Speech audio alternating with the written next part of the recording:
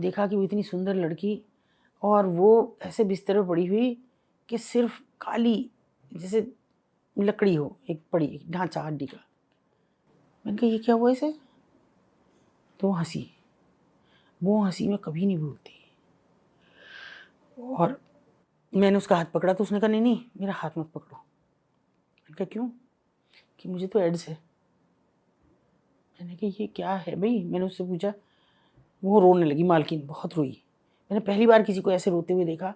और उसने मुझे कहा कि दीदी पता नहीं क्या हुआ, मुझे कुछ नहीं पता, लेकिन इसने इतनी हद कर दी थी कि ना तो प्रिकॉशन ना कुछ, और दिन भर में इसने 20, 25, 30 जितने कस्टमर जाए इसने कोई नहीं छोड़ा। और मैं कहती कि क्या कर रही है तू? थक के पस्त हो जाती, मरने को हो जाती, तब ये बिस्तर पर पड़ती। तो अगले दिन मुझे उसके यहाँ पे बहुत सारे निशान दिखे ऐसे, क्योंकि खुला बदन रहती हैं ज़्यादातर, बड़े गले के ये सब। मैंने उसकी तरफ ऐसे देखा क्योंकि मालकिन बैठी थी, उससे भी मुझको थोड़ी सी पर्दादारी रखनी थी। तो मैंने उससे पूछा ये क्या? तो उसने कहा तो मैंने कहा मना नहीं कर सकती थी। उसने कहा ये, उसने कहा कस्टमर ने किया। मैंने कहा मना नहीं कर सकती थी? तो उसने कहा पैसा। तो मैंने कहा पैसा कोई बड़ी चीज़ नहीं। तो उसने कहा भूख, ये उसने कहा। तो मैंने सोच लिया कि मेरा टारगेट है। उसने मुझे अगले दिन फ़ोन किया, मैं किसी से प्यार करती हूँ और मुझसे शादी करेगा। मैंने कहा शादी करेगा? पक्का? बोले हाँ आप जानती हो उसे? मैंने कहा बता जरा नाम बता। तो उसने जो नाम बताया मेरे ऐसा हो गया जैसे सिर फट जाएगा तेरा। मैंने कहा तू क्या कह रही है? बोले हाँ सच में। मैंने कहा अभी कहाँ है? मैं पीसीओ से फ़ोन कर रही हूँ आपको। मैं वहीं रुक, मैं आ रही हूँ।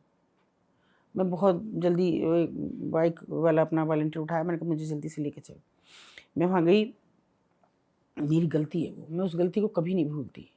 मैंने उसका हाथ पकड़ा, पीसीओ से निकाला, पीसीओ में बैठी रही इतनी देर। मैंने उसका हाथ पकड़ा और बाहर ले आई। और बाहर ला के जैसे ही मैंने उसको चौराहे पर खड़ा किया और मैंने कहा वहाँ देख सामने, उसकी गुड़चड़ी हो रही थी उसी लड़के की। उसने 1 मिनट तो मेरी तरफ को यूँ देखती रही और फिर देख के उसने मुझसे हाथ छुड़ाया। उस लड़के की शादी हो रही थी जिससे वो प्यार का उससे नाटक कर रहा था। वो कर रहा था। वो मुझसे हाथ छुड़ा के चली गई। मैंने भी नहीं देखा, मेरी हिम्मत नहीं हुई कि मैं पलट के देखूं या आवाज़ लगाऊं, मेरी हिम्मत नहीं हुई। वो चली गई।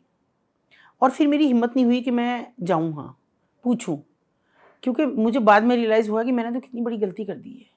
उसकी जो छोटी सी खुशी थी वो छीन ली। ऐसी जीने देती उसे।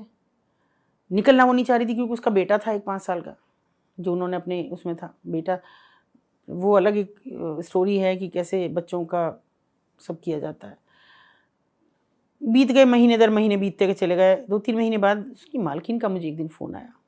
मैं जाती नहीं थी उसके यहाँ, जैसे चोर हो गई थी। मतलब मैं उसके सामने शक्ल नहीं दिखा पा रही थी। मालकिन ने मुझे कहा कि दीदी आ जाओ, और वो रो रही थी। मैंने कहा कहाँ? तो उसने एक नर्सिंग होम का नाम लिया। वहाँ क्यों? कि आप आ जाओ बस, मैं फ़ोन पे नहीं कह सकती कुछ भी। मैंने उससे कहा कि तूने क्या किया बेटा, तू मुझे एक बार फ़ोन तो करती। बोली नहीं मैंने कहा वो आया फिर तेरे पास? बोले हाँ मैं तो रोज़ मिलती हूँ उससे। मैंने कहा तूने उसे बताया कि मैंने देखा तेरी शादी है? पर नहीं, मैंने नहीं बताया उसको। मैंने कहा सॉरी बेटा मेरी गलती होगी, चल मैं तुझे दिल्ली दिखाऊंगी, यहाँ नहीं। नहीं नहीं मेरा तो आखिरी समय है, अब आप कुछ मत कहो। और मैं बस इंतज़ार कर रही हूँ कुछ। वो मालकिन फिर रोने लगी। मैंने कहा क्या कह रही है, मुझे कुछ भी नहीं समझ में आ रहा। तो कहने लगी कि दीदी उसे भी एड्स हो गया है, लड़के को इसने उसे भी दिया है, और भी इंतज़ार कर रही है वो दूसरी जगह नर्सिंग होम में कि वो मर जाए तब मरूंगी। और ये इसकी इच्छा शक्ति है कि ये नहीं मर रही। आप ये देखो कि ये इसका मन है। ये क्या भाई हर बार जैसी वो नर्स कहती है कि देखो इसकी कोई सांस रहे, फिर सांस लेती है और कोई वक्त रह रहा है इसका केवल। और जैसे किसी का फ़ोन आया, उसने कहा कि वो ख़त्म हो गया। मालकिन ने कहा, मालकिन को किसी का फ़ोन आया, उसने छोड़ रखा होगा कोई वहाँ पे, वो मर गया। मैं बता नहीं सकती हूँ आपको वो कितनी कितनी मतलब विद्रूप हंसी थी, मैं जिसे आज तक भी नहीं भूल पाती। ऐसी अजीब सी खड़खड़ाती सी आवाज़ में वो हंसी और 1 सेकंड में चुप हो गई। वो मैं अपराध बोध कभी नहीं भूलूंगी, और शायद मरते दम तक कभी भूलूंगी नहीं। वो एक फेक रेड थी मेरी, रेस्क्यू था, जिसको रेस्क्यू करके भी मैंने रेस्क्यू नहीं किया। मैम आप पानी ले लो थोड़ा सा।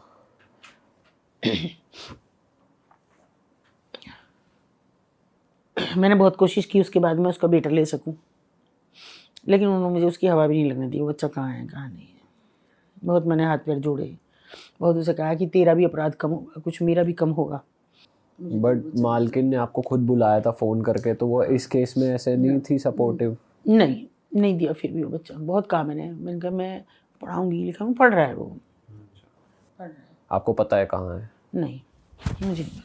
मैम आपने बीच में ऐसे बताया था कि हम कैसे नंबर देते हैं, ये भी मैं आपको बताऊंगी, तो वो कैसे होता है नंबर वाला? वो हम फिर क्या करते हैं कि जैसे ही मुझे लग जाए कि लड़की अब मेरे साथ आई कांटेक्ट में है, थोड़ी थोड़ी बात करेंगे, फिर बात करके किसी भी दिन में ऐसे कहूँगी अरे मैंने कहा यहाँ आज मेरे पास बैठ, बात करेंगे।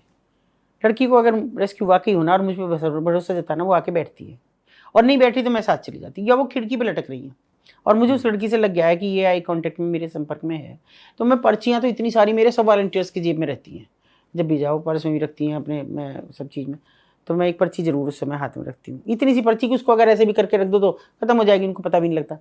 तो मैंने वो उसके हाथ में देनी है, जो लड़की खड़ी है, और उसकी मुट्ठी बंद कर देनी है, एक बार दिखा के अच्छी तरह से करके। तो उसे अगर उसने मुट्ठी नहीं खोली तो मैं समझ जाती हूँ मेरे बात देखेगी बस, रेस्क्यू होना चाहती है, मतलब निकलना चाहती है यहाँ से, और मुझे फ़ोन करेगी। और 99% मेरे पास फ़ोन आए। मैम उस 4 महीने जो आप लेते हो उसके बाद आपके पास फ़ोन आ गया, तो 4 महीने में आपके क्या प्रोसीजर रहते हैं, क्या? देखिए सबसे तो ये कि मैं इतनी ज़्यादा उससे आत्मीयता बढ़ाती हूँ, लेकिन मालकिन उसको पहले ये समझा के कि मालकिन को तो पता जिस दिन लगेगा कि मेरी तेरे से थोड़ी सी भी आत्मीयता है तो ये तुझ पे सख्ती करेगी, मेरे सामने बैठने नहीं देगी। जब भी वो नहीं होती है तो मुझे एक फ़ोन करती हैं, आ जाओ। फ़ोन नहीं होता उनके पास, वो नीचे आएंगी सामान लेने, कुछ भी, जब उनका बच्चा काबू में कहाँ जाएंगी, जाती तो है नहीं, तो फ़ोन कर देगी कि दीदी नहीं है आ जाओ, मैं चली जाती हूँ। तो उस समय मैं जो बात करती हूँ उनसे दूसरी लड़कियों को भी ना पता लगने दे। ये सब हमारी सब इशारा, इतना मैंने अपनी 4-5 मेरे वॉलंटियर्स हैं महिला जो बिल्कुल ट्रेंड हैं कि जो आंखों से हाथों से इशारे से बात कर सकते हैं। बिल्कुल आप ये समझ लो जैसे गूंगे बहरे से बात करनी हो तो उस तरह से हम लोग उनसे बात कर सकते हैं। उसमें मैं लगातार उनसे ये पूछती हूँ तुम कहाँ की हो, माँ बाप क्या करते हैं, घर में कौन कौन है, और क्या एक्सेप्टेंस क्या है। अगर मैं ये बताऊँ यहाँ का तो मैं बताऊँगी ही नहीं, लेकिन मैं बताऊँ मेरे पास काम कर रही थी तो क्या वो रखेंगे, तो वो ये सारी चीज़ें जब उनसे मैं पूछ लेती हूँ। फिर एड्रेस पूरा पूछती हूँ। फ़ोन नंबर उनके पास होते नहीं, किसी के भी अपने घर के तो होते ही नहीं है। हाँ लेकिन बताती, मान लो नेपाल की लड़की है कि मैं जीवनपुरी की हूँ, मुझे आप वहाँ पता कर लो। उसके लिए हमारा है टाई अप भी रखते हैं, जैसे नेपाल में है संस्था माइती जो इन्हीं के लिए काम करती है, उनका रेस्क्यू होम भी है जहाँ लड़कियाँ रखते हैं, जब हम देते हैं उन्हें तो वो उसी में रखते हैं। उनके साथ टाई अप करके भी हम रेस्क्यू करते हैं, तो वहाँ से उनसे पता करवाते हैं कि इसके घर का पता कराओ। मैम इस केस में वैसे एक्सेप्ट करते हैं घर वाले ऐसा? वो ये नहीं बताते ना हम कि वो कोठे पे थी, ये तो हम बताते हैं। अरे वाह, आपने ये वीडियो यहाँ तक देख ली भाई, तुमने हमारी मेहनत सफल कर दिया, तुम ही लोग हो असली रियल हिट। और अगर आपको बहुत मज़ा आ रहा है ऐसी क्लिप्स में, ऐसी वीडियोस में, तो फटाफट जाइए प्लेलिस्ट पे बिंज वॉच कीजिए और सारी वीडियोस देख डालो और मौज काटो। That is it. हम मिलेंगे नए पॉडकास्ट में, नई क्लिप में। Till then bye bye, see you, take care, do subscribe. Best of Real Talk Online. Okay bye bye.